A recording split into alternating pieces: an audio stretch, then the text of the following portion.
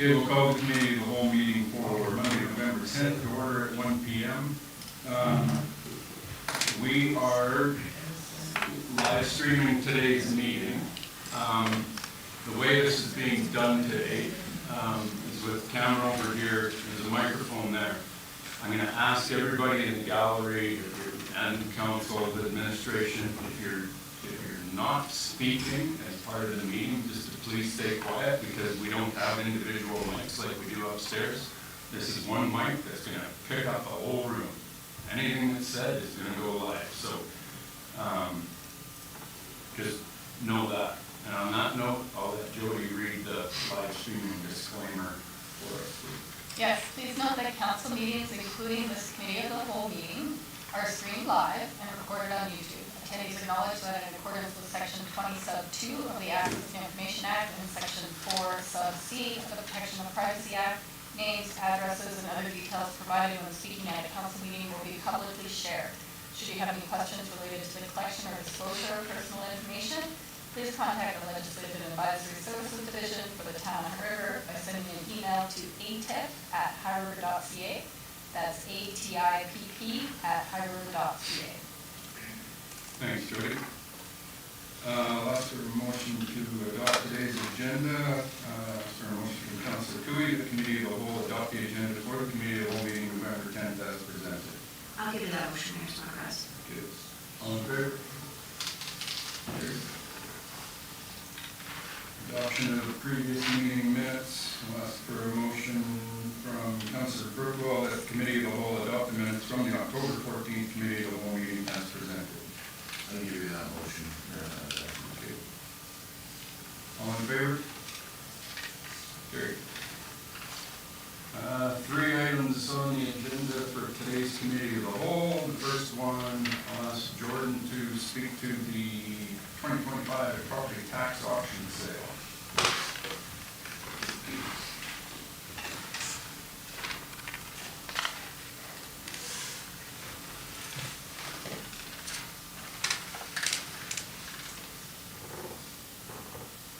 Okay. Thank you, Mayor. Thank you, Council. This item is to do with a property tax sale that's scheduled for November 28th of this month. The property before Council is a designated manufactured home at 212 Fuller Avenue Northeast in High River Village Mobile Park. It has been in tax arrears for over 3 years, which means it now meets the statutory threshold in the Municipal Government Act for tax recovery proceedings. The total outstanding balance includes penalties and current year taxes of $1,284 as of November 4th. Despite multiple notices and an opportunity to enter a payment plan, no payments have been made. The town's authority applies only to the home itself, not to the land it sits on, which remains privately owned by the park. The town has a registered tax lien against that unit. We have the right, if amounts go unpaid, to offer it for sale at public auction. In September, the town assessor inspected the unit and found that while it was old and in poor condition, it still holds some market value. The assessment was revised downwards from $26,200 to $17,200 to reflect its current state, but it still remains a saleable asset. The auction has been scheduled for November 28th at 10 a.m. at the town office. All legislative notices have been served, both publicly and directly to the home's owner and the park owner. At the same time, the park has gone to court seeking ownership of the unit for the purpose of removing it. They claim it has no value. The town's position is different. We maintain it does have value and our lien is valid. And if a court grants ownership to the park, then the tax obligation transfers with the property, meaning the park would still owe the taxes. Our legal counsel at Field Law is coordinating with the park's legal counsel to ensure our lien is recognized in any proceedings. That's the current situation. Our strategy and desired outcomes are, or our primary strategy is to recover through settlements before the actual auction takes place. We continue to work with our legal counsel to encourage the park owner to pay the arrears and clear the lien voluntarily. That remains the simplest, fastest, and most reasonable way, or reasonable outcome for everyone involved. If that does not happen, our secondary track is to proceed with the public auction on November 28th in full compliance with the MDA. The property would be offered as is, where is, with the reverse bid and sale, with the reserve bid and sale conditions that council approved on October 14th. We have already had outside interest in purchasing the unit. They contacted us unsolicited, confirming that that home has market value and reinforcing our position that the lien should not be extinguished. Our goal in either case is to recover the taxes owing and protect the integrity of the town's tax base. Administration advises against cancellation of any amount owing under section 347 of the MDA. If no settlement is reached, the sale will move forward at auction. If a qualified bidder meets the reserve, the town will collect taxes from the sale proceeds and discharge the lien. If there are no bids, then under MDA 436.15, the town can either sell the property privately at close to the fair market price, purchase it into a tax sale account for eventual resale or whatever we want to do with it, or we can lease the property.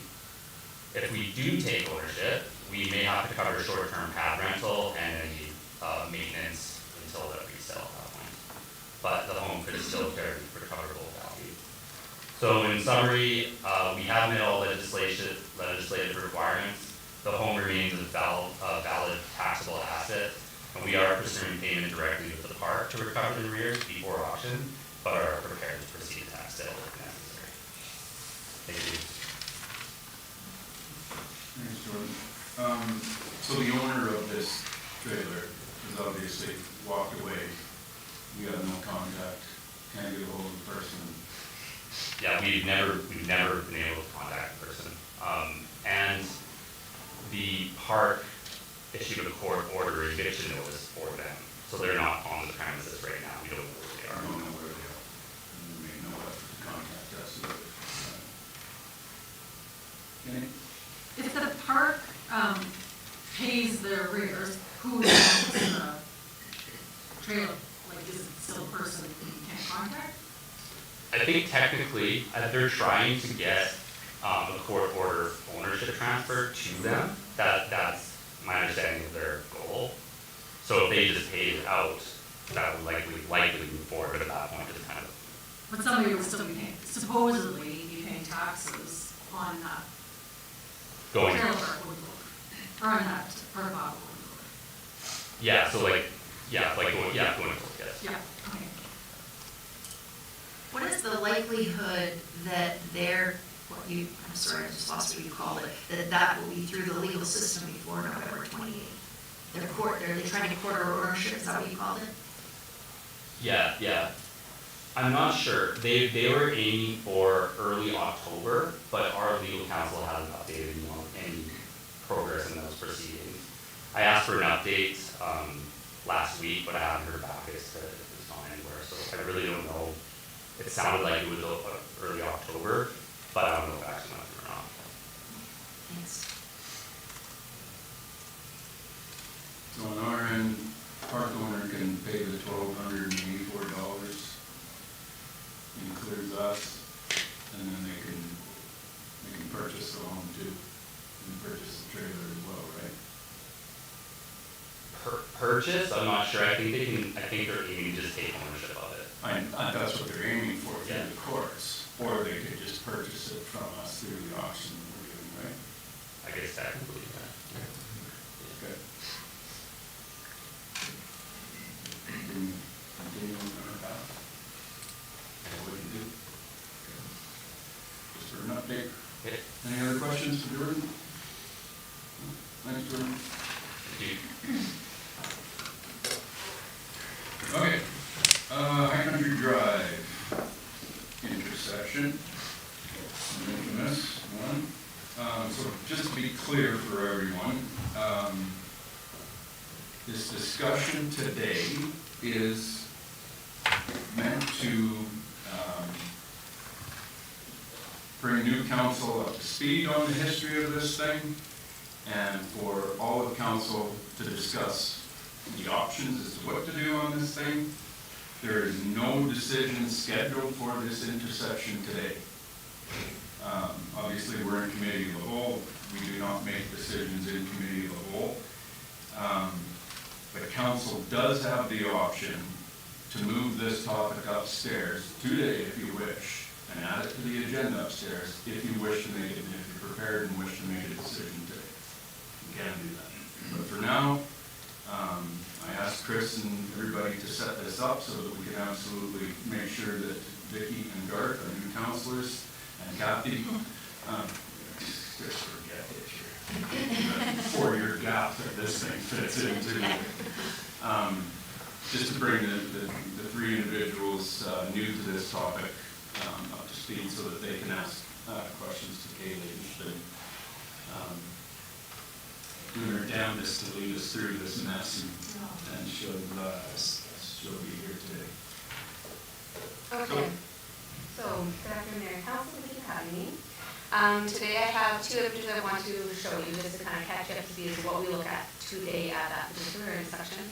So this is what it looks like today. You will notice that we've got brand new pathways which we have put in to help bring the golf carts closer to the intersection across here rather than crossing back at this point on the offset, because they were originally crossing between 2 vehicles that used to be stopped up at this line. You used to have a vehicle parked here, and then they would cross through here. So there was potential for a blind spot. So what we've done is we've moved the crosswalk up here with some permanent ramps, making it a lot easier and safer for the golf carts themselves to get down to the same level as the road. And they cross here, and you'll notice the stop bar right here. Stop signs either stop here, and that allows the golf carts and pedestrians to cross. Now you'll notice there's some pretty big gaps in between everything.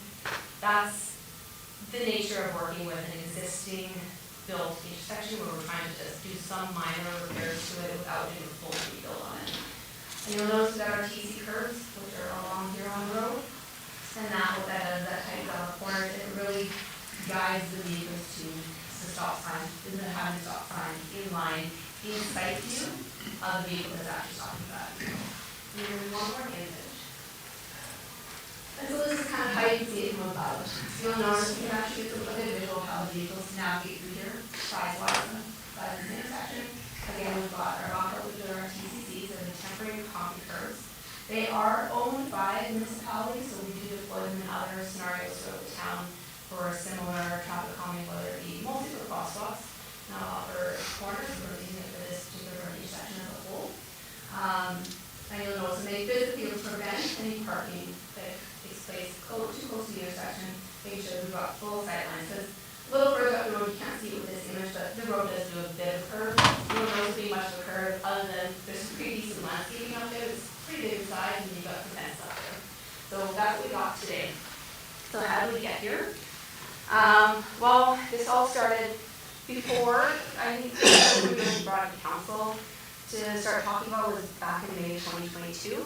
We'd had concerns coming forward about some of the issues that had been brought forward on this intersection. The main issues being brought was sightline issues, speed,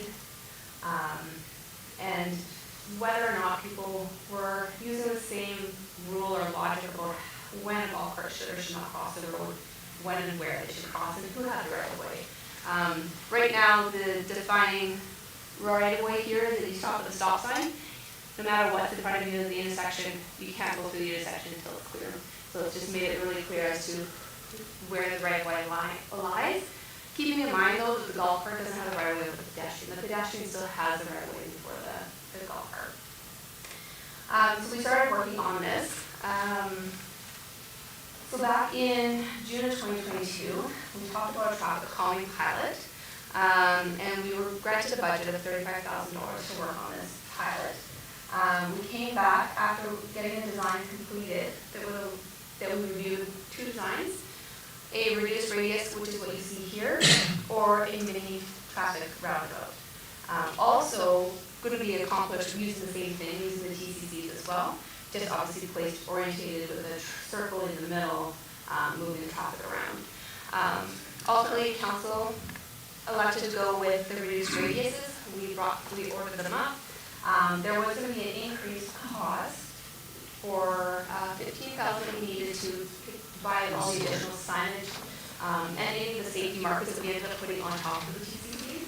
Kind of at that point where council wanted to evaluate, well, what would it actually cost to build this thing, instead of doing the temporary in between and then building the permanent, what would a permanent cost look like?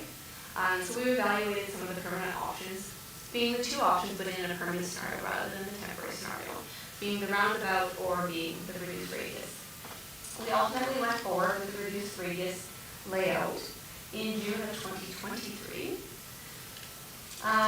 With a bit of we did a survey after we put it out there, got some feedback, and originally when we first implemented this, you don't see them on there now, but there were some speed humps that were installed just before you got up to the intersection on either side. Those were removed shortly after the completion of that survey. We then came back in February 2024 to just discuss what we would do for permanent intersection offerings. And council then directed administration to move forward with a traffic corridor study because it was clear that some of the issues we were seeing here were like these issues we were seeing along the corridor, mostly being the sight lines and how traffic was moving along the corridor, because speed was a consistent concern along the corridor, not just at this intersection. So that's where we ended up moving over to the corridor, and we left this as is to then proceed into the corridor study.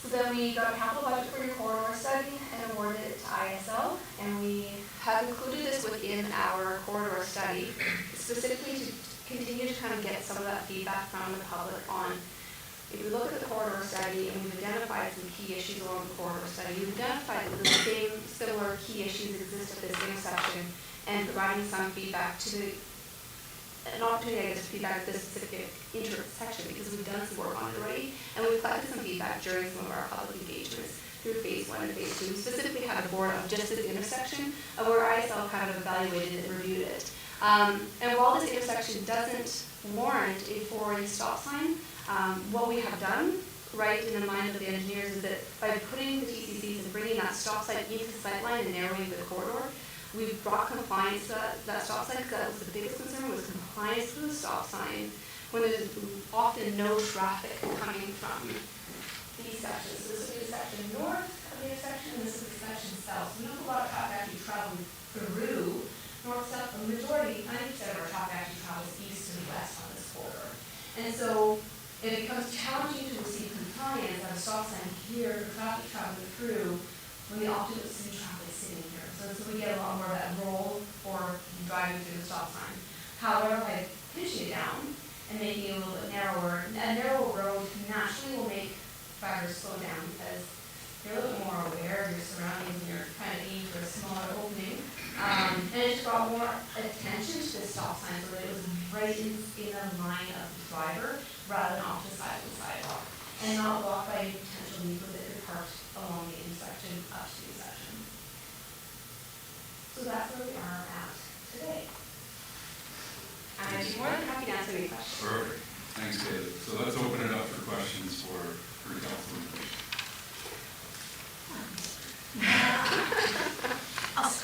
Go ahead, Kathy. I got a list, but I'll just start a couple. Question about the actual bump outs. First of all, can they be mountable?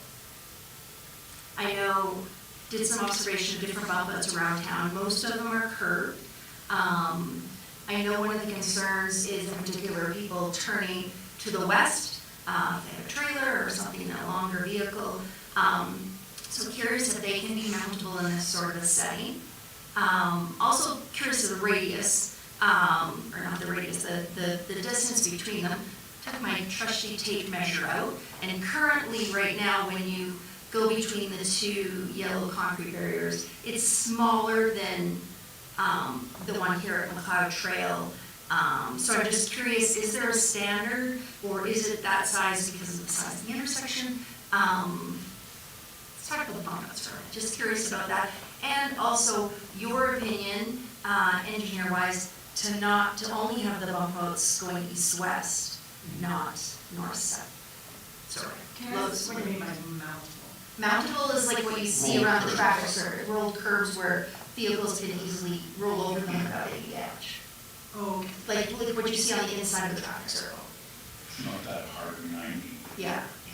but these are only temporary, right? No, that's what I'm asking for the permanent solution. Oh, okay. Is there a potential, is there a benefit or a non-benefit? Maybe that makes it not seem as traffic calming.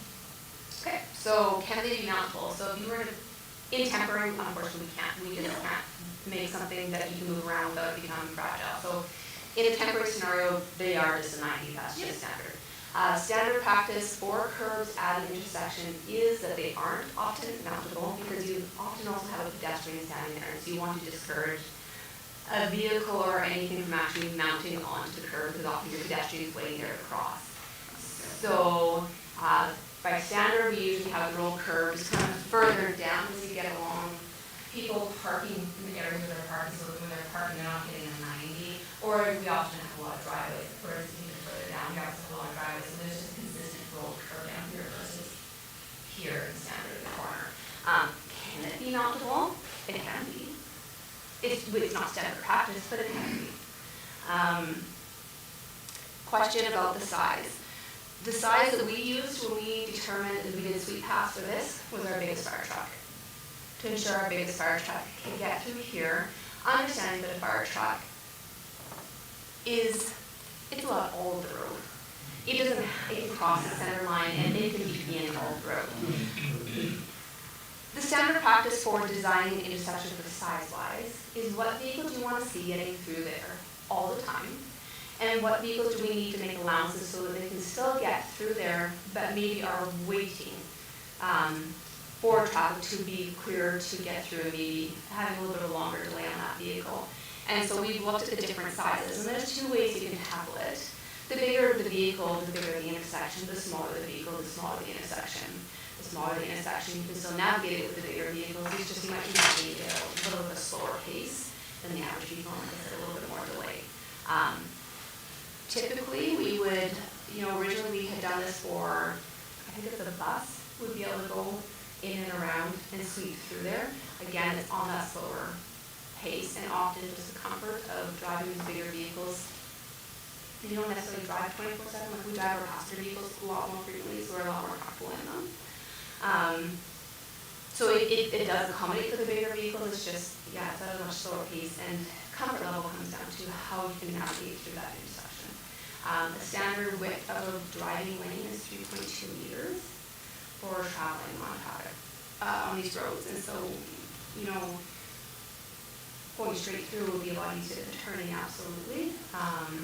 And so I think that's something to take into consideration is, we're not seeing, yes, people have trucks and trailers, yes, we have motorhomes that come and go. We often build design for them to be the ones that are traveling the most to get the most frequently through there. So we make allowances so that we know we can get those in there, because another item that's really important is often moving trucks are quite large, and so we have to also make sure moving truck can get in there to be able to move people in and out of houses, because just because the house is built and someone moves in, they're not there forever. People move, right? So we have to still make accommodations for the bigger vehicles. It's just they gotta navigate the intersection at a slower pace, or they gotta wait for it to be fully clear for their vehicles to get in there. Any other questions? Sorry. Could you eliminate the bump out Oh, on the yes. northwest or north-south? Yeah, so because you have your traffic traveling mostly east-west, you have very little traffic traveling north-south. The only reason we want to make sure we kept, I guess not so much this side, we want to make sure we don't have any sightline issues, because this is kind of where your sightline issues happens, or these guys coming onto the road. Now, because I'm not traveling through, you can definitely eliminate it, and there are designs where you can have just a bump out on these two sections, because the most important is these are the stop signs we really want to encourage compliance with, because they're the ones that are actually not very less likely to comply with. These stop signs don't have nearly compliance issues, because they just don't see nearly the same amount of traffic. So that is absolutely doable, and it's actually something a lot of municipalities do consider doing, because sometimes it also reduces the amount of construction we need to do, so it does break down the cost a little bit. And like I say, you don't have compliance issues on that or stuff, because they're literally just using these intersections, part of the intersection, to get in onto the road. They're not traveling through it. So it is definitely an option, and it is a standard that is practiced in It's in other one of the studies. plans, one of the plans that you did actually have that design. I was trying to figure out which one, I know in our presentation it was in page 47. That was the only one on the actual, full agenda one. And it shows, only thing it doesn't show is that movement of the,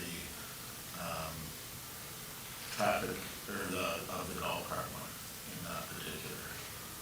It's 47 in that whole thing. Have to remind me which one this is. But on the north-south, they Yes. naturally Yes. narrow That because is the one, because it, meridians. because the meridian is narrower already on that, so when you make that corner, there's not that, you're not trying to make a whole loop to try to get into it. That's correct. So if you move your golf cart path over, like you have, so the golf cart path now comes through the pedestrian one, which is already done, that, to me, makes kind of sense, because it does slow the east-west, but makes it easy to maneuver those corners. Coming out of the north, south. Or even coming from the east to turn right at that intersection, like if you're heading west on that intersection to turn into there or turn the other way, it's easier. Yeah, because you're not coming out. You're not having to come almost to the center, well, all I'm saying is you're almost got to, the way it is now, you almost come to that center barricade, then turn back in. Whereas that allows you just to make that corner, still providing that narrower restriction. Yeah, so you can definitely do it too, so this is the other option, where you're just pinching just where you're trying to get that compliance on that stop sign. You're just pinching where you have the majority of your traffic at night instead of about it. So it was definitely, it was an option we definitely discussed with council at one point, however, we would, did temporary, we just ended up getting direction and doing all four corners exactly the same for consistency purposes. Did anybody ever consider just bigger stop signs? If there's one thing I heard about in the last 2.5 months, every single day, is that people just hate those bump outs. They really do. And I've met people who've had car damage caused by trying to go through the intersection from the bump outs. I mean, you can get stop signs that are huge, that have flashing red lights, that get people's attention. People really don't like these bump outs. Can you go back to that aerial one that Kaylee had? There? Even the other one. So the stop sign size is the same stop sign that we have that's by standard, what are used to stop signs in municipalities for these roads. There's all kinds of mechanisms you can use to stop signs. So you're not limited to the same size on every intersection.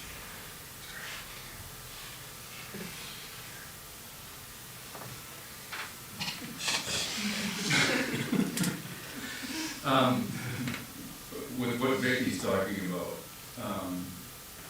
you could change that. The other question, obviously, the bump outs is a big thing. What I heard, and I've heard over the last 2 years, is most people are okay with the four-way stop. They understand the four-way stop to slow things down, et cetera, et cetera. It's obviously the bump outs that are the issue. Now, number one, the aesthetics of these things, it looks like crap. They just need to be gone. But a decision needs to be made in order for us to get rid of them. My question is, Kaylee, yes, the width of this road is problematic, which is always kind of why we use the bump outs, to bring that stop sign more in vision, in your field of view while you're driving. Quick little story, Riley, Okotoks, Milligan Drive, is it Milligan that goes past the rec center? Yep. The main one? Yep. Building? So it's a four-way stop. Correct. And the kids up there the other day, I blew right through that thing because that stop Yeah, sign yeah. is way over here. Didn't even, and I've been through it a few times. You can't see that sign. So that's why it's been trying to bring that stop sign out into the field of view. Are there laws, like, could we have that stop sign there? just on the existing, on the sidewalk. on the sidewalk. So you can. Where your challenges become is the other benefit to the TCCs right now is that it physically 24/7 prevents the parking issues that we have getting too close to intersections and blocking the sight line of the stop sign that's mounted onto a So sidewalk. it's these vehicles being here and the stop sign being on the sidewalk, these vehicles, because the one is a pretty big truck Yeah. that blocks that out, right? So And so you can put no parking signs along there, and there are laws that do prevent you from parking too close to the stop signs, but that is all contingent on complaints. Someone must initiate the complaint in order to make bylaw aware of it, to have bylaw go out there and ticket and remove, versus these 24/7 remove any potential, it's a physical barrier, it's a physical enforcement of no parking at the intersection.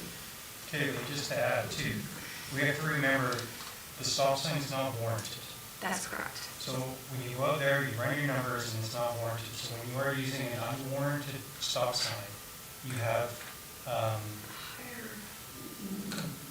it's not as compliant. So people, like Haley said, they'll roll it, becomes, people become complacent, they don't see it, they don't see the pedestrians who think the vehicles are going to stop, and they'll roll through it just like the one at Milligan. I used to live there and I did it too, so you're not the only one who ran that stop sign. So we just have to be extra careful because we are dealing with an unwarranted stop sign in the intersection. So the pinches help that, and it brings that compliance to a point where it's acceptable. Eliminating the pinches, the concern is you're going to lose your compliance, you'll lose the sight lines, and it's going to become a safety issue. okay. Just another question. Yeah. What's wrong with having intermittent but regular enforcement? I mean, people pay enough fines, they will learn. And that's one of the ways. I mean, we've got RCMP, we've got bylaw. What's wrong with having intermittent but regular enforcement? Like, have somebody sit there. Regular. Not predictably, but regularly. We've got the people. It's not like we have a crime rate. But if we have a solution that helps and prevents that, that makes sense to me.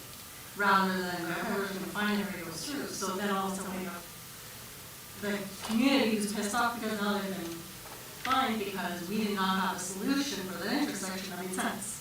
And it still doesn't help if you don't see it. That's right, I agree. And I want to add something that maybe I believe is what I heard in prior conversations, is that when this road was built, it was larger than normal. And to bring it into compliance, like wider than normal, sorry, not larger. And to bring it into compliance, now it was built whatever 35 years ago, now we actually have to, as soon as we make one change to that road, we have to bring everything in that intersection to current standards of the Alberta Traffic Act and various other policies and acts that we have to do. You don't have to. It's good practice, or at least have a plan to, hence the corridor study. I don't think it's reasonable to do it all at once. There's a lot of changes that need to be made to that road, and we have to start somewhere. And if this is an intersection, and that's what council decides it's on, there's nothing saying you have to do it all. And I think a little further than that, Jimmy, I mean, this road is intended to be the feeder road for this community. And when it was designed, how many hundreds of houses were there? Now, we've multiplied that significantly.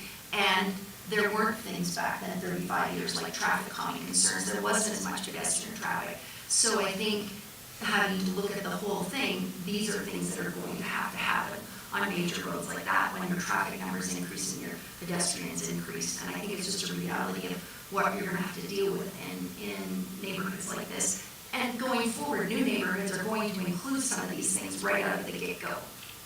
Correct? Correct, and you see as we move forward, there's the focus on pedestrian safety has increased quite a bit. And so a lot of the designs that's included and what you're seeing in new subdivisions has a heavy pedestrian safety focus. Downtown's another example of pedestrian safety. safety meaning that if none of this was here, and these trucks are parked there, and the pedestrian's sitting here, this vehicle doesn't always see that pedestrian moving across. Doesn't always see the pedestrian, doesn't always see the stop sign. Stop sign. Limiting where a vehicle can go also adds additional pedestrian safety because it gives you pedestrian refuge areas. It's just a shorter distance now that pedestrian is on the roadway where a vehicle Yeah, it actually brings is. the pedestrian out, Yeah. Yeah. the stop sign, into the field of Into the view field of of view, the yeah. driver. Now, everybody probably listened to or read my thoughts on this intersection throughout the election, but I like where Garth's going, where you can get rid of these bump outs. Leave these ones so that it brings that four-way, that's barring that everybody's on board with a four-way stop being very important. Eliminating these, leaving these bump outs, I would leave this extension as well for the reasons you just said. What about the other extension on the other side, like what's the purpose of that? Which one? Mailbox is across the road. North. Go down, down, Which one? Coming down here. That's right there. That's not. West. Right, yeah, but this one, is that not as necessary as this one? So it's not as necessary as that one, and so actually, this is an interesting issue. These little TCCs are so popular in Alberta, most municipalities can't get hands on them. So we have to do a similar scenario like this, with very few. Well, I'm pretty sure we got enough people in our area that will put these suckers up for sale real quick. So it's now discussed, there's a lot of ideas around what we want to do temporary, how can we do it with less of these because we can't get our hands on them. And so they're starting to be, if we pinch on this side, you want to pinch as much as you can on this side, and you can probably start to reduce some of it because your traffic is coming through here. You're really trying to bring these guys close to the sight line of this stop sign. We still gotta- You can Correct. We still gotta deal with what's there, because what's gonna happen is you're gonna have people trying to park there, jump over and grab their mail, right? Then you're in the lane of traffic. Okay. Yeah, I was gonna say, because if you ever come, west, there are certain times that sun hits that spot and you can't see, so slowing down makes sense. But I've come across it where people then go and get their mail right in front of you and park there. It's actually Right. quite distracting, so that mailbox to me has always been a bit of an issue. So changing that does help, because if people have to park farther up and pull over, or maybe changing the spot of that mailbox, right? Well, and I think the reason why we initially were to cut this far back too is because we used to have this crosswalk back here. It was all the way back here. Yeah. We had this, right? So then we had this group when we come back. Or people just pull Provide right into, visibility. right there to get their mail. Right, because Without we were gonna provide consideration. visibility originally for, because all car crossing was here, we were trying to provide a specific amount of distance back here, which is where you go to, of visibility to see those golf Right. cars, so they weren't hidden. So because we moved the golf cars now further forward, we could probably look at actually bringing this back a little bit, because we're not trying to protect the crosswalk that's here versus out here. Correct. Historically, you typically try and match and make it symmetric wherever you can. It's harder to retrofit, but if you don't, And you'll notice that's amazing, like, here you can. Yeah, You didn't because of the see driveways exactly we did. because of the existing driveways. but without that, you do have to be careful because you might end up with vehicles now just moving over and your travel lanes becoming wider because they just move into the variable area. The biggest thing I heard is making this corner, so if we do, I'll call it Garth's version, of removing these and just doing the bump outs where the crosswalks are on the east-west. I still believe that these medians, if we're doing bump outs, these medians does it. But you're not doing a bump out now, but in No, Patterson. but even still, Kathy, if you're coming out around here, And you would address that during your permanent during construction? the permanent Could you just construction. could you just shorten them? This one could be shortened, I think, you could do that, but this one, I think that one actually, that now actually is extended, to be honest, it's really short, it's probably, But Like, yeah. I don't know, just to Yeah. provide more room, I don't know what the necessity of these are. Like this one I can see, okay, maybe they wanted some landscaping in there. This one, I have no idea what it's. Yeah, but it also, it does the same thing as the bump outs, it's a traffic calming, right? It slows down the people. Yeah, it's similar. Yeah, But I don't think we're dealing with major speed issues So then coming why- up to a yeah. stop sign, so then what? why take it? I literally sat there for 20 minutes on Saturday and there was one vehicle going north south. Yeah, no, I get it. It's I'm just saying, 10%. because like last year we heard from the lady that came and said, you know, I can't get my fifth wheel trailer. Well, moving trucks, Yeah. ladder truck, fire trucks.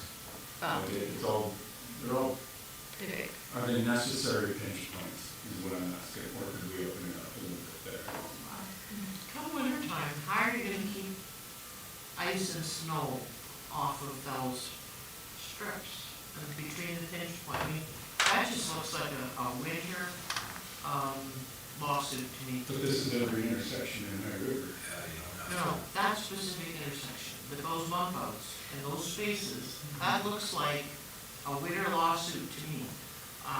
You can count on it. Clarify why, Vicky? Slip and falls, you're gonna have ice filled up your That's what, I guess that's what I'm saying, is what other intersection? I'm just talking about that one, right there. Do you mean? I know, but if you're gonna talk about this one, and an intersection having ice on it, like that's. I know, there's lots of them, and it's a problem in High River, it truly is. But that one particularly, with those bump outs, how are you gonna clean the ice and snow around there for those pedestrians? That looks like a nightmare to me. Well, Not every pedestrian goes is out. gonna walk on the The crosswalk. crew goes out, we've had a couple winters. Sorry. We've had a winter on it, the crews go out and shovel it. Do you mean the temporary? Are you meaning right now as it is today? I'm, In the temporary? I'm saying if we get rid of the temporary, let's focus on if we're going to build permanent. Because the temporaries, the temporary's gotta go.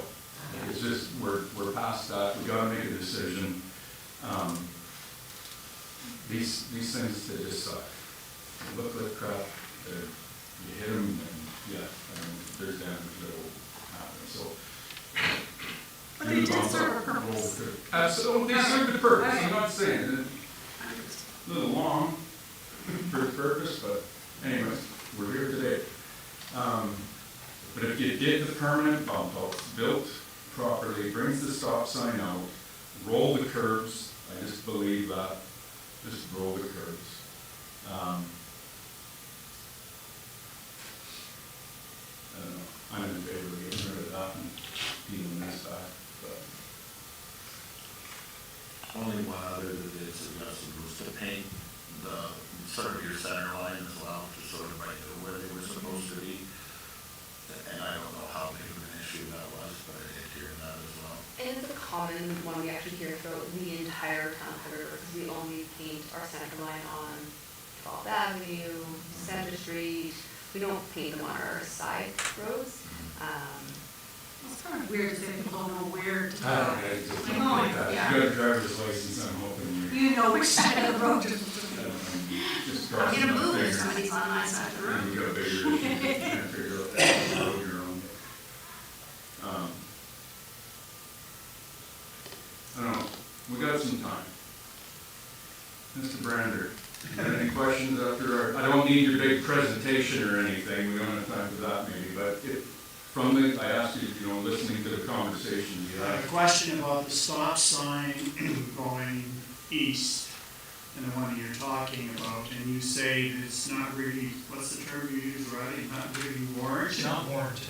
Not warranted, but you had it up there for 2 years, over 2 years, so why would you change that now? I mean, it's nonsense, the whole thing is stupid. We're not changing. You said you were, you're talking about making a permanent bump out, or a permanent expansion of that sidewalk so you can move the stop sign out. That's exactly what you're talking about, isn't it? Yeah? Yeah, well, if the stop sign is legal and valid where it is now, and it has been for 2 years, why would it change? We're not changing it. No, we're not. We're not changing it. Stay where it is. Sorry? It would stay right where it is right now, right in this. The intent is to, keep it where it is. We're not bringing it over here. Well, in my conversation that I planned to make, I have another solution for you with that, at any rate. What is it? Move the stop sign up to the corner where it belongs, just past where your parents, Craig. No, not that far, beyond, just that last bump up, right, somewhere in that area there. Put the stop sign out there on the sidewalk where it belongs, Over here. yes. So you're saying, let me get clear, Yeah. you're saying no bump outs. No bump outs. Get rid of all 39 of the damn things. Can't do And that. at the stop, we're just before the pedestrian, or the golf cart crossing, the pedestrian crossing, install a pedestrian initiated flashing yellow light that we have all along Center Street. Sell your $525 a piece bump out and use the funds to pay for the flashing light. Okay. Thank you for your comments. I disagree. Well, the difference is you get to vote tonight, correct? That's right. Yeah, I've heard you, we've taken all of this into consideration, all of us have recently been elected on this, and we get to vote on it, so. Yes. And our responsibility, Al, is safety, number one. And if this slows down the traffic on there, and having the four-way stop helps that, and having the bump outs and brings pedestrians out and provides a clear line of sight to certain things, pedestrians and the stop sign itself, I think that's responsible. Well, that's fine, but now we're debating something, Craig. Yeah. And with respect, I would ask you, and I think we spoke about when all of this started, you had some comments I think you used from people in the area. Yeah. You don't have a single valid written complaint. There's nothing, when people say that there were speeding issues, you have no data on how many people sped, what was their speed about. It's just my complaining to you about something, Yeah. and so you have a complaint, but no validity to any of it. Nothing has been tested, and you spent all this money on doing something that was totally unwarranted. When was the last accident you ever heard about there? I've lived there for 20 years. This gentleman's lived there for longer than that. Yeah, but I Yeah, don't know, but- Al, when we look at this, like this was all initially brought to us from the golf course. And so, you know, what can we? No, that's not true. Pardon me? Pardon me? They did not So- want that set up at all, from the golf course. No, this crossing was brought to us initially by the golf course for the safety of the crossing of these cars. But they That's how this all started. Now you've got You two can- crossings, you've got a pedestrian crossing and a golf cart. It's the reality. Now, the golf course, when we said, okay, well, if we're going to change this, how can we better this roadway? Right? Is this an opportunity for us to address speed concerns, everything else? Is this an opportunity to do that? That's what started this whole thing. That's what our responsibility is. As council, that's what our responsibility is, every single day. Crosswalks with lights is a bad idea, right? No, never said that. Well, that So was here's- what was proposed to have. It was discussed. Crosswalk with lights. Yeah, it was discussed. Not a four-way stop, because there's no northwest traffic, it's all turning either way. Yeah, it was discussed that there'd be a little poke, that there'd be. Well, they could have brought it to the corner, Yeah. right? You could have a button here that the golf courts would push. Or the pedestrians, That put was it in all the corner. discussed. Jenny, you had a comment for that? I was just gonna say too, golf carts, one of the issues is golf carts do not have the right of way. So that was one of our biggest things, like, so we have to take that into consideration. Okay, but had you moved the cart to the crosswalk and put up lights, like what's on Riverside Drive, I've never seen a pedestrian hit in those lights. It would have been the answer. Now it's created this big blow up. Well, it's not really a blow, it's actually being very cautious about our decision making and looking at all considerations. Now, the golfers may only have their golfing that they're concerned about, and the pedestrians only have the pedestrians that they're concerned about, It and the would drivers. have cured both problems with one item. Well, not necessarily. There have been accidents since the bump outs were in place. I've seen the vehicles, I've seen the scratches, I've seen the. Oh, sure. I've heard, yeah. These things are not good. They have caused havoc for the people who live in that area of town. And I don't see making them permanent, changing that. They're still Well, not may making it have, permanent. they're, well, no, but making the sidewalks permanent, I understand that. But when you have a lot of trucks in this town, it's a truck driving town. They try and pass in that intersection, it is nip and tuck, and they have scraped each other on the way by. I don't think so. Yeah, I saw it. You saw them, I two didn't trucks. see it happen, and- I was taken to the trucks and showed Because I've them. been through here a few hundred times with my truck. If we go to the other And image, I've it actually never shows even been you. remotely close to. Oh, jeez. Oh, I haven't. Like seriously. Try making a right-hand turn on 5 gate. I'm gonna ask you just to like. Well, I'm live stream. just trying to make sure you hear me. I can hear you. Go ahead. Go from High Country Gate, make your right-hand turn, and go east. Correct. Good. That's the toughest, hardest intersection you could ever hope to have. I have been so close, Craig, Yeah.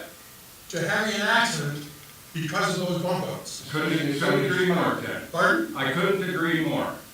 It's these guys right here. This brings you way out here and then you come into here. And you're It's tight. right in the face of But an wait, oncoming but it's tight. west-coming car. And that's where Kathy was bringing up, does this bump out have to be this far out? Could it Doesn't have to be there at all. Well, no, it doesn't. Well, then let's take it out. Well, that's council's decision. That's Well, why we're debating this. We're just debating it. Correct. So that's what Kathy was saying, was does this radius have to be as far as it is right now? On this one, absolutely not. I don't think so. When I come through here, I totally get it. I totally get it. This is a tough one. I get it. Same as this one here. Well, this one isn't as bad, but that's a long ways up. It's it's these right hand. This one obviously has the width here, but I still think that. Is there data that supports a four-way stop?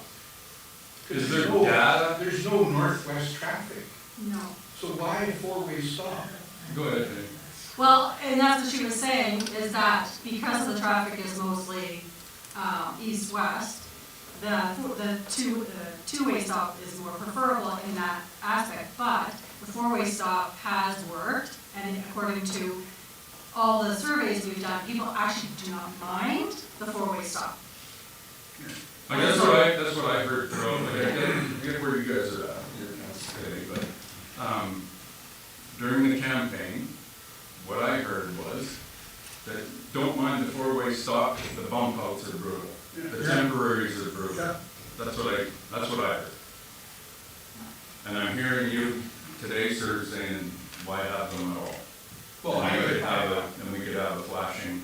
Yes, Yeah. I agree, I thought that would have been the easiest, cheapest, simplest way to do and fix both of the problems you're having. Now you've created more animosity amongst all the neighbors out there, and for what? Could have been done real simple. So the one thing I remember when we initially started talking about this is, and this is, to me, you brought it up, is the safety concerns. And we did have a number of things, some data that was collected or presented to us, such as traffic doing in excess, I think there was, and don't quote me on the exact numbers, but doing it in excess of over 100 kilometers an hour down high country traffic. That's an issue, for sure. Right.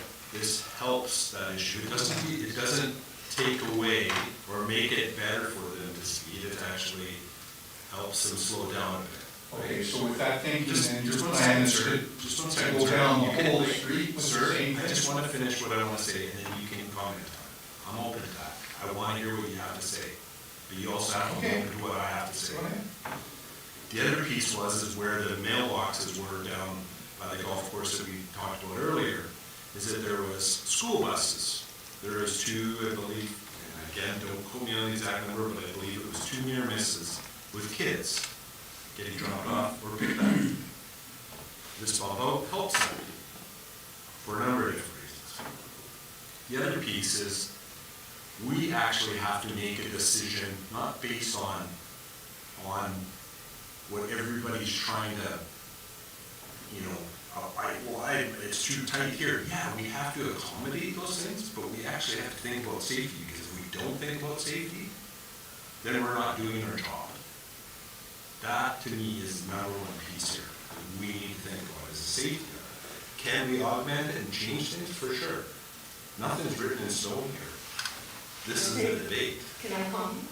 I think you're gonna, I don't believe any child has been injured at that corner, I'm positive. But I guarantee you it's coming, because now I travel that road several times a day.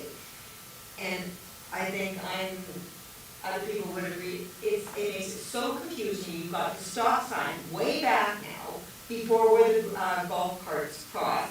And then you got the crosswalk later, so people stop way back from the corner.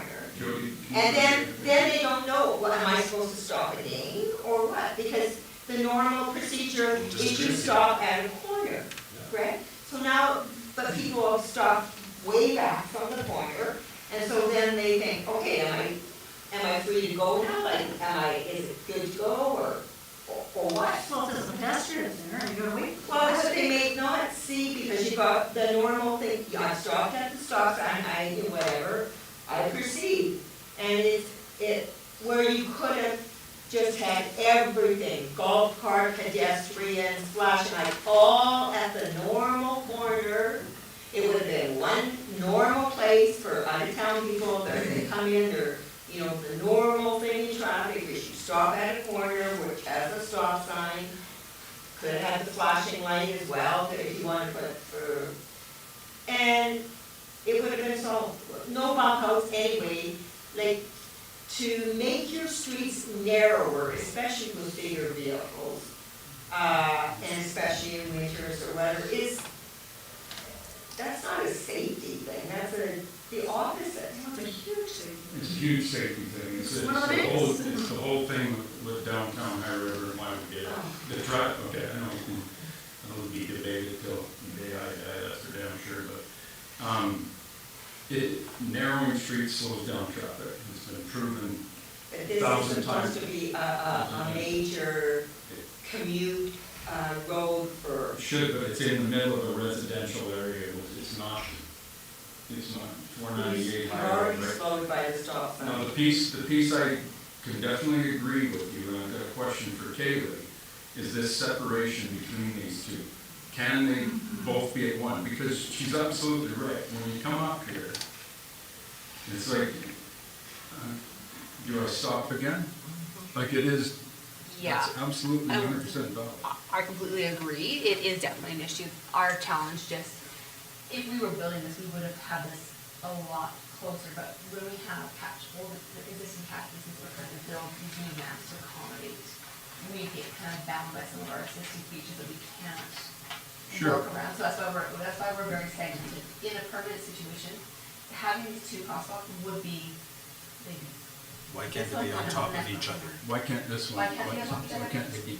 I know you don't ideally because you ideally want do pedestrians and golf carts, but Yeah, so the the reason whole why scenario we, is not ideal. the reason why we kept them independent was because the pedestrian has the right of way, the golf cart doesn't have the right of way. By putting them in the same crosswalk, it just brings forward some of the confusion. Now, it's also almost the width of 1, 2, 3, 4 crosswalks, which we wouldn't typically have that kind of spacing. So if it were much smaller, it literally would be, you'd have your stop bar right here, you'd have the pedestrian, the stop, the golf cart, and then you'd have the stop bar right here.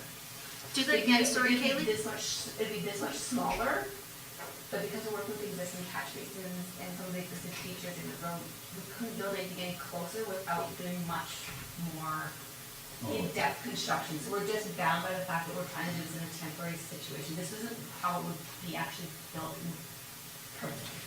In a permanent one, you could have them to You closer. would have them, yeah, you'd have this one literally touching this one, And this would actually, this line here would be your stop bar, so your stop bar would actually stop them from here, it would be all the way up to here. Well, And why so you can't get a we lot closer to the have intersection. them on top of each other, because in a golfing situation, you have pedestrians that have golf bags dragging behind them. You got both. You got both, Yeah. right? And I don't, the other thing is, I don't think we're dealing with, you know, an enormous amount of pedestrian traffic that's there at the same time of a quick golf cart crossing either, right? Like, everything's moving constantly. It's not like everybody's backed up and all going at the same time. So yes, they could be in the same one. If they were even beside each other, it'd still be much smaller. What it is right now For is sure. super unideal right now. Gotcha. So this stop line would, This stop line, if we were to permanently construct this, and we kept them independent and separate from each other, you have this as a crosswalk, this is your golf cart, and then this white line would be this your line's stop your stop, line. so you're you'd be- much further. You'd be almost a car length closer to the stops. And these guys would just have to come up and around and. Yeah, and so we just couldn't move the ground from it because you got existing catch basins for all your storm drainage in the area. And those have to be moved when we do permit construction. Is there any reason that golf Thank carts you. pedestrians can't share? Yeah, that's what we're saying, is if we put the pedestrian and the golf cart Right on crossing top of each right on other, that's top what of I'm each other. getting, she's saying as a separate combined- them still, just put them all together. And you I've driven definitely a golf can. cart, Yep, I don't run people over. Yep, you definitely yeah, can. close. Yes, ma'am? Or even just like the pedestrian golf cart thing, just maybe a little bit wider, and then like, For sure. you know how like in Calgary, they have bikes on this side of the sidewalk, walkers on this side, and you know, like a little bit of a white line through the crosswalk to separate your golf carts and people. Like, that makes a big difference too, Kaylee's, if you're saying if this stop line Was up comes there. up further, and everybody's here, that You changes. could, yeah, you could really bring them closer to the intersection. We're just really bound by all the existing features that exist in the road that's already Yeah, there. and we don't want to start digging Yeah, catch basins up, that's, and that's really big money. okay.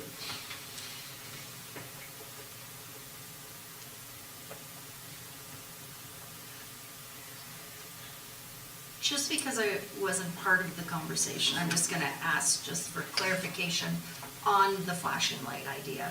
I actually didn't think you'd wanna have the golf cart and pedestrian over top of one another, just, I've seen some tournament golfers. And I didn't know if it was the right thing to do, actually, more than anything, but I'm just curious about the flashing lights. I think flashing lights, as much as they would probably be beneficial, I'm not sure, same thing. They're gonna be way out in the wings, so do you lose a bit of their effectiveness? Just because I wasn't part, just a Coles Note version on the flashing lights. If you were to do the flashing lights, you'd want them similarly brought in, is what you'd still want that pinch in the road. Because you'd want them in line of the sight of the driver. You also can't do both, it has to be Yes. one or the other. Because you have got either a stop sign or a flashing crosswalk, because one has to, because then there's confusion about whether a stop sign is controlling the intersection or the flashing light of the crossing. The two don't actually work together, it's one or the other. And that was one thing we discussed very early on when we discussed the flashing light, when council was kind of delivering whether they wanted to go the flashing light, the roundabout, or the stop sign. So the flashing lights don't act as a traffic calming measure, other than when they're flashing. Other than when they're flashing. You can get stop signs with flashing red lights built into them. Yes, that's acceptable, That- but we're yeah. talking like the yellow flashing pedestrian lights. But if you want visibility, if you want to enhance the stop sign, I mean, that's doable, it's noticeable, gets rid of your visibility problem, and it doesn't, like, as a driver, driving through that intersection is a nightmare. I tell you. One other thought I just had when I'm looking at the red stop sign that's right that we see visible, is that I understand why we paved the way we did, it was just to connect the dots and everything like this, but if you were coming out from where Craig's standing there and you're in a golf cart, whatever, and you're coming across, but we have permanent sidewalks in place, what's to stop them, especially tournament golfers, from just blazing across the road? So could there be something from where the fence ends there and kind of doing some directional things, and it could be like, we could put like a shrub bed there or something like that, still gives them ample room for equipment, but to actually turn to go towards that Oh, you mean new not going- combined crosswalk. Not just zipping across. Exactly, because that's what is going to happen. Just come over here, straight across. Yeah. Yeah, So we have a right now we have a standard curve, so it's gonna be a bit of a hop for them down onto the road. won't stop them, Originally, won't stop them. It's his golf cart. originally, I mean, this was field fitted, this was actually to be landscaping and then we bring the post actually in to actually tighten this up a little bit so that Yeah. this didn't appear as a dragging surface. Just with the nature of this being temporarily done along with all of our pathway work, this just kind of got missed in how they made it wider than we wanted it to be. We go out there and we get cut back, but in the grand scheme of things, when we introduce this intersection, it's hard to want to go back and start cutting again away. We can, and we can put other measures in place. You can put a plant on road here in the meantime to stop them from driving through there. But that's just a matter of how that was field fitted in with the work that takes place in the intersection at the time when we put this across. So we modified the fencing, the landscaping for the golf club to try to get more directed in this direction.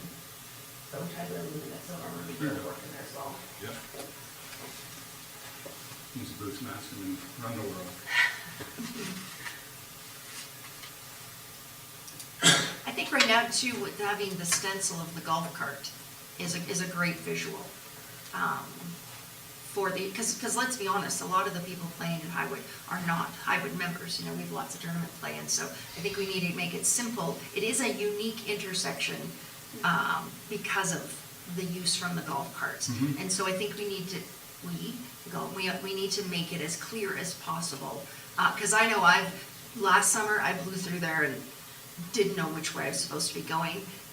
This summer was a little bit confused by the golf course's sign that says all golf carts, and I'm a rule follower and I take things literally. It says all golf carts must yield to vehicles. So I sat there and there's a vehicle at the stop sign. My friend called and said, "You need to go." I said, "But it says I'm supposed to yield. So what am I supposed to do?" Exactly. So from the golf course perspective, it needs to be a little bit clearer on how I'm supposed to use the intersection. Now, I'm not 100% sure if those signs exist anymore. They're golf cart signs, because we have what's called just a standard yield sign on each of the posts. So when they come up here, there's a yield sign here and here, because we really want them yielding to the pedestrians here before they just jog out to the road. And it almost we want needs to them say yielding yield to pedestrians. Yeah, and we have just, they're what called their trail. We're trying to, municipalities right now are trying to figure out, we don't have standard signage yet for trail use that crosses pedestrians to get to crossings. And so I think a lot of that's in the works is what kind of signage. So what it is, it's a smaller yield sign that is effectively saying yield to anything on this before you enter in here, whether it's mostly going to be a pedestrian. And then once you get up here, you're following your paths. Judy, can you go back to that drawing that Garth was asking about? This guy? No, because it didn't have the front actually. That was a two-way stop sign, that didn't have the four-way stop Right. sign, but it looks exactly the same with forward stop signs. That's it. 47 was the one I was just on. Yeah, that's a two-way stop one. Uh, this one maybe? 45? No, 47 was a two-way with the yield signs. Because I know it changed, you're right, it's the one that she's on, I think. So, No, that's not right, 'cause No. it's still bumped out. go- it's 47, go down to 47. So 47, it shows you Yes, sir. Yeah, that's the one. This is it. orientation, my picture is different, yes. So this is north. Yeah. So in this, if we eliminated these ones, kept these, eliminated this one, make sure that this changes drastically already to make that concern that you had, Ken, about making that, making that turn.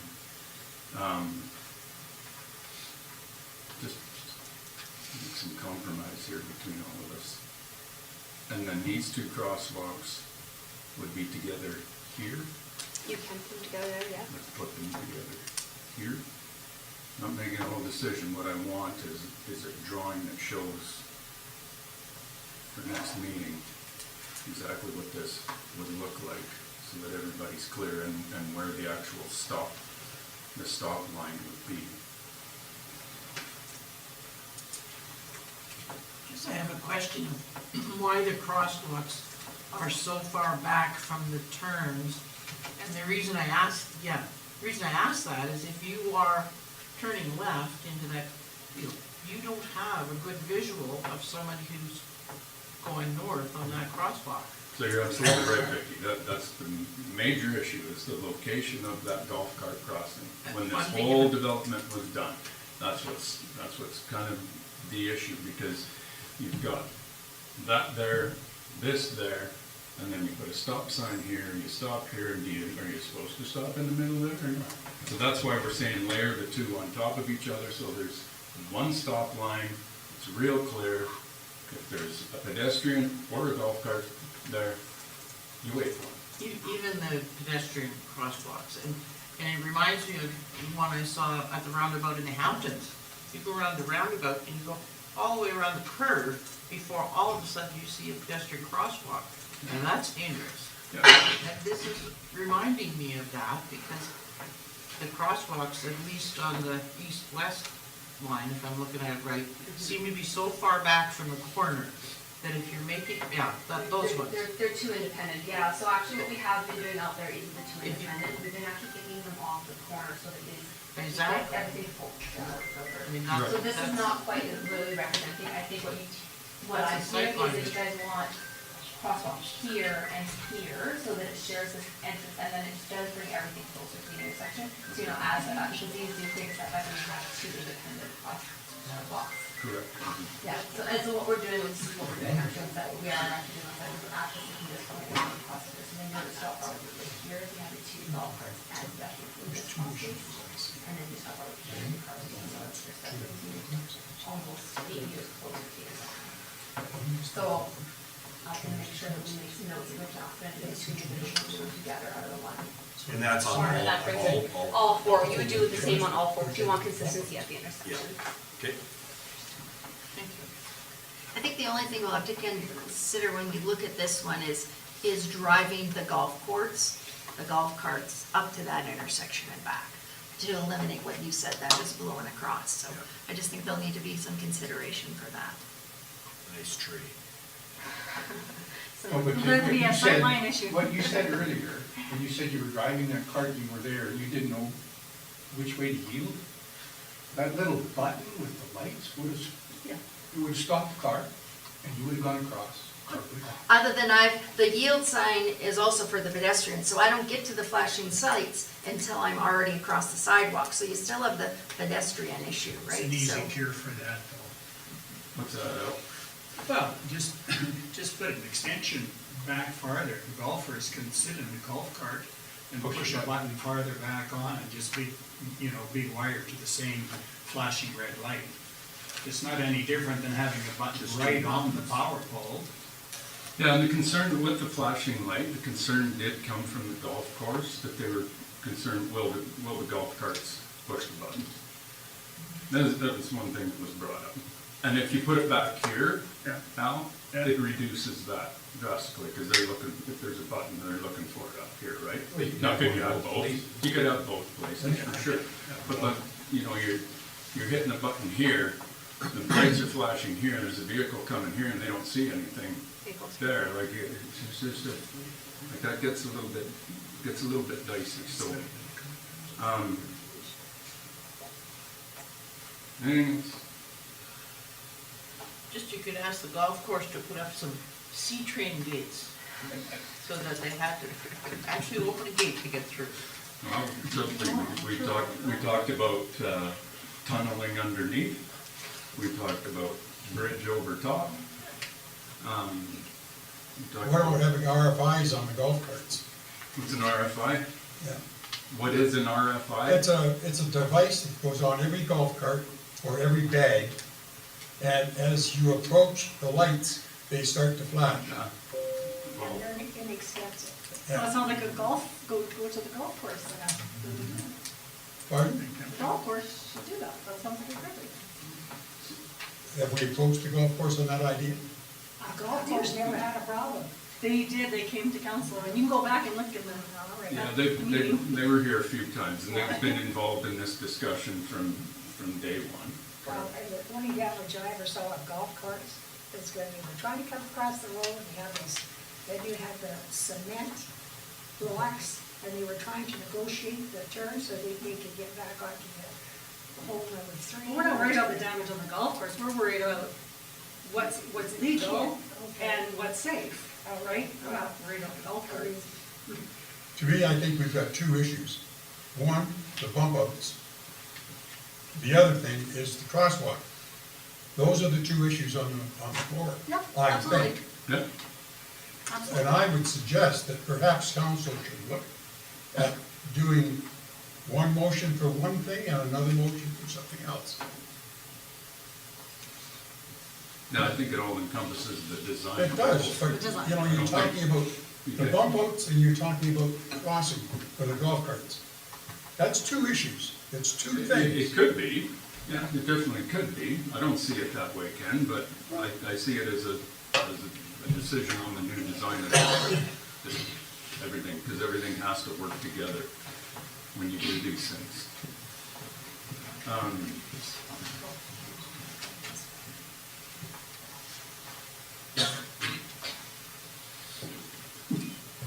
I will ask, I Just will a thought. ask, I will ask. Just a thought. I don't see the necessity of them myself, but,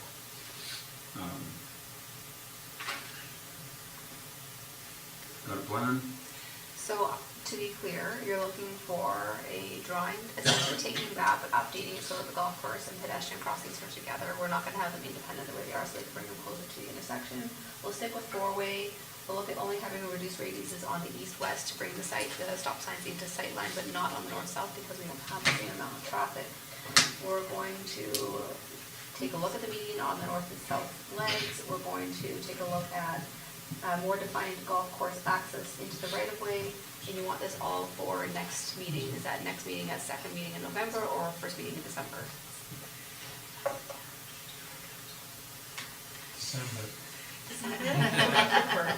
I can turn around on the drawings. Riley ain't here.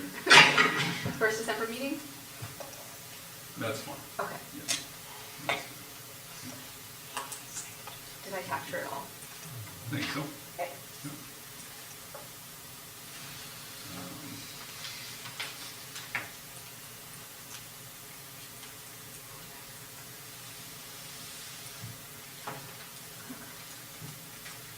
I can give you a quick update. Want to do a quick update on that one? I don't know how. So pretty much all I'm here to tell you about that one is that we have completed phase 2 of the engagement study, which was completed during December of 2025. And we had some main events or major themes that came out of that, which was we got quite a bit of support from the design. Very few commented on any issues with really design of 1, 2, and 3. We had prioritized it from some issues getting dealt with versus more issues versus a more in-depth design on that priority 1, 2, and 3. Safety and traffic calming generally were supported in all 3 of the options along the corridor. Highview Gate intersection obviously received a fair amount of feedback, and you'll see that within the report. Top priorities that were identified through the survey process were safe crossings, speeding, traffic congestion, pathway improvements, and noise along the corridor. So where we're at with this is our next step is we're going to be finalizing all of our recommendations for the corridor with our consultant and bringing it forward with a report, which will be your corridor study report, which will then provide recommendations for council's consideration in future capital budget deliberations, which priorities council wants to tackle along the corridor and how we tackle them along the corridor. Good one at a time. So I will bring you, Let's get through that. so I'll bring you the completed study. It will just, we're dealing with a lot of the issues that we're seeing. Sightlines issues were the biggest issues, crossing issues were the biggest issues kind of along the corridor. We're as effectively addressing it at that particular intersection. And it's going to just address where along the corridor those same issues already exist as well, and then council could then determine how they want to proceed with maybe further actions along the corridor in the future. So, yeah. So we'll bring that finalized report to you guys and then to council, and council can use it to review for future decisions. Sounds good. Thanks, Caleb. I promise we will take this off your plate one day.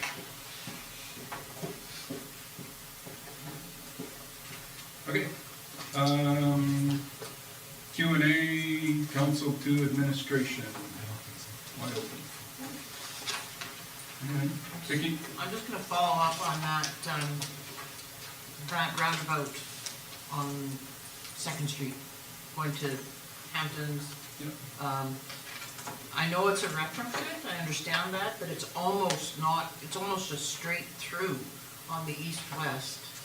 And a lot of people are not treating it like a roundabout, so, and then there's the corner, and you turn the corner from the roundabout, and all of a sudden, you're within about 1.5 car lengths, I think it is, you've got a pedestrian crossing that there's no indication of before you exit the roundabout. I'd really like us to have a look at that, because I've had safety concerns raised by people in that area, and real worries over that roundabout. Is that the south crossing? Yes. It's the first, when you go straight east on Second Street. Southeast, I'm Southeast, yeah. And you get to that roundabout, it's, With the new paved road, Second. round through. I'm sorry, yeah, Yeah. yeah. And it's a retrofit, and that was explained to the people that live there. And that's why it's such a small, almost mini roundabout. Yes. But as a result, the road that most people enter it on, Second Street, is just a little, It's hardly a move of your it's steering a, wheel. it's a dip. Yeah. And it's, the roundabout isn't being used as a roundabout would normally, there's not a flow going around, there's people running right through, or if they turn right, then they have to grind to a halt because there's a little child, because there's young people, really young people in that neighborhood. Yeah. And Okay. there's a couple of kids waiting to cross, or maybe crossing, and there's no warning for the car that's making that right-hand turn, that. Sure, we can look at it. I know the pedestrian crossings are supposed to be offset like that, like that's actually code to have them offset like that. But we can look at the marking, and maybe the speed's a bit of an issue if they're straight lining it too. If the roundabout was larger. Well, you go through it I every go day. through it every day. At the end of the day, the signage is, we've gotten complaints about the amount of signage there from residents about the number of pedestrian crossing signs, because there's crossing signs on both legs of all the crosswalks, so they are properly signed and they are properly marked. Speed is an issue on that road, but not as much as it was when it was gravel. It has slowed down quite dramatically on that road. I back onto that road where I live. There is, pedestrians are much more aware and much safer than it was before, when it was just a four-way stall. Quite dramatically different. There are the odd people that will, we've had speed enforcement out there, speeds have dropped on that entire road, to be honest with the two roundabouts. That's with our speed spot. And so we've had increased enforcement just to watch how people behave in those roundabouts, but people, the odd one flies through there, but not as many as it used to be. I use it virtually on a daily basis as a pedestrian and a driver. And the pedestrian crosswalk you're at right now, Riley, I've never had an issue. I think the one that Vicky's talking about is over there. It is a bit of a tight turn, and you're on other way. Oh, there you It's go. funny, because some street angles, it doesn't have the update yet. So, But there's nothing impeding your sight, so like, as a driver, you should be aware of Well, people. There is. There's There's a whole corner. it is pretty quick when you come onto that one. Because look at if you see the distance between there and you go to the next intersection, it is much closer. No, it's back farther, it's back farther. It's by that tree. You see those two By the tree. trees? I think it's in the middle of those two trees. Oh, And I maybe wonder it's a if they're perception offset when we from get the the tape measure out, but I think it's closer. Yeah, the sight lines coming around that corner, because the buildings that are there, there's always somebody that's parking on that corner too, just a little bit further up. That one may be a little bit challenging. But you can't park on this side of the crosswalk. You have to have, Sounds like you travel with a tape measure. Well, that, No, I didn't remember measure this when we designed that, Riley, that lane was a challenge? Yeah. And I understand that aspect of it because of the retrofit, but we do have some real safety issues on that roundabout.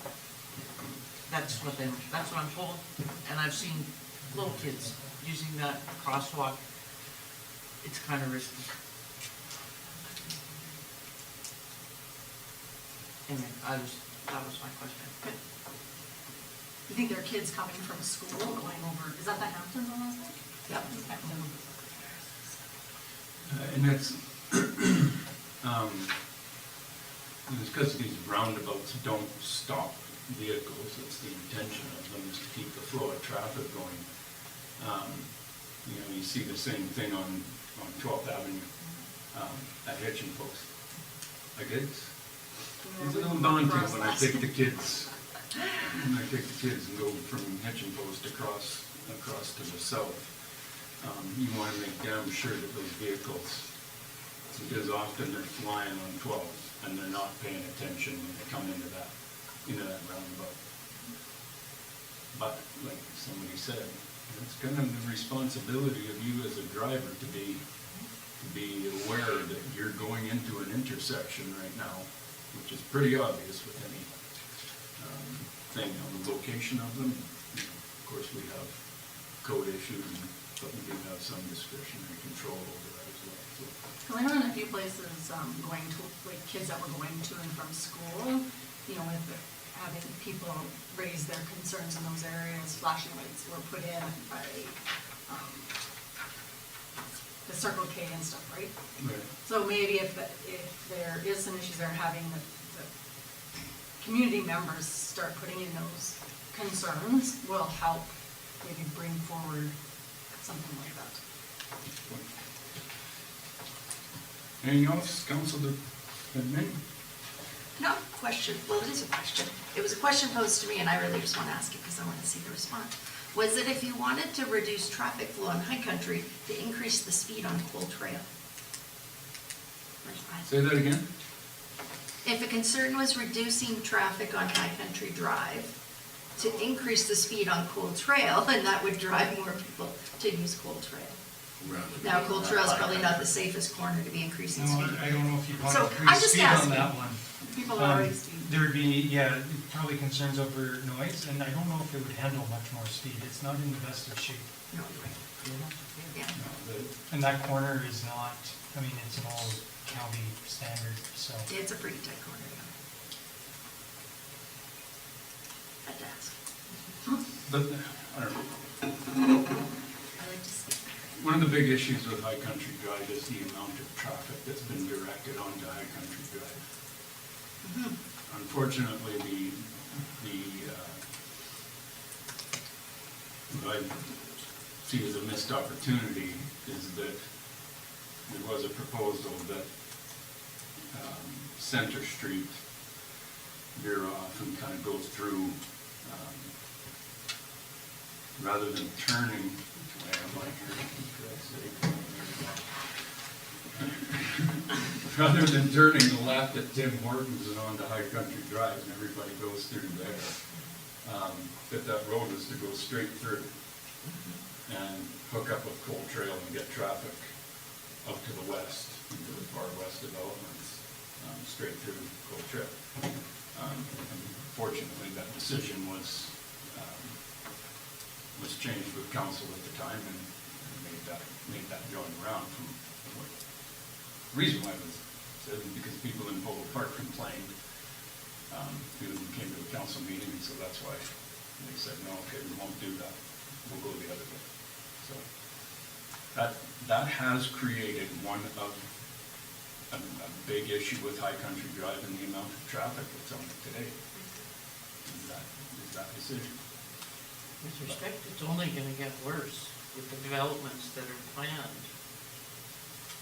Well, and when you look at when we start looking at the Spitzy Crossing stuff, you know, there's a lot of transportation routes and everything that get changed around to hopefully address that kind of stuff at that time, Vicky, but. It will get worse, but then it should get better as Spitzy develops. Exactly. We're decades out before we see better.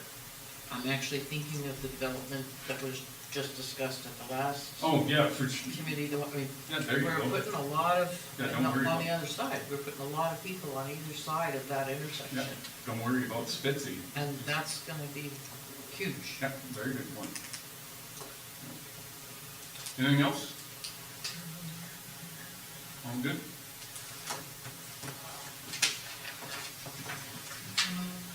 Meeting adjourned 2:31. Thank you, everyone.